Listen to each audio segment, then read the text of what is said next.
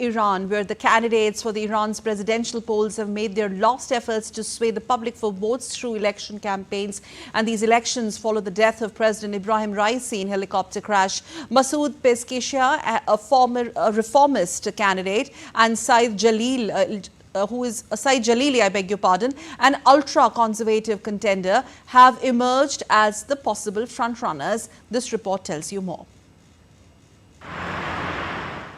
Iran is passing through a very critical phase in its checkered history. The presidential election in Iran is turning out to be quite interesting. The Guardian Council had approved the names of 4 candidates. In the first stage, no candidate could get the required 50% votes.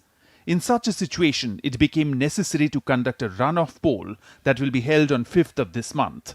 In this phase, there will be a contest between the top 2 candidates. Reformist lawmaker Masoud Pezeshkian and ultra-conservative former nuclear negotiator Saeed Jalili have emerged as the 2 candidates.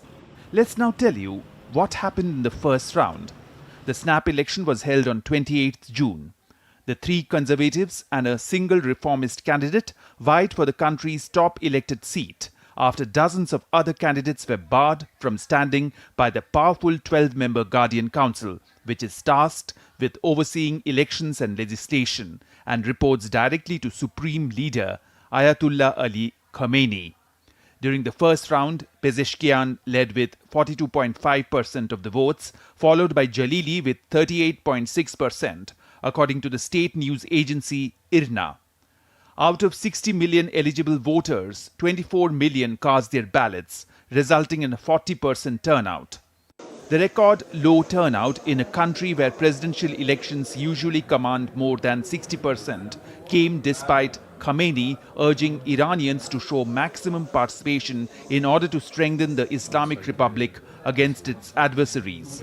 Both candidates, Saeed Jalili and Masoud Pezeshkian, held their final campaign rallies on Wednesday, succeeding the first round vote.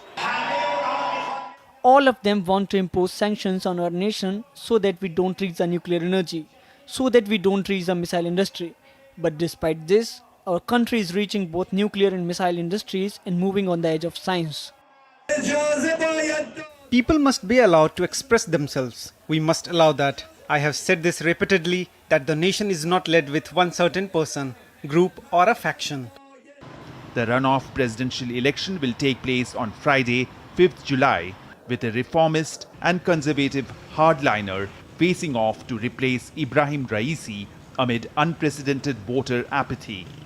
Bureau Report, DD India.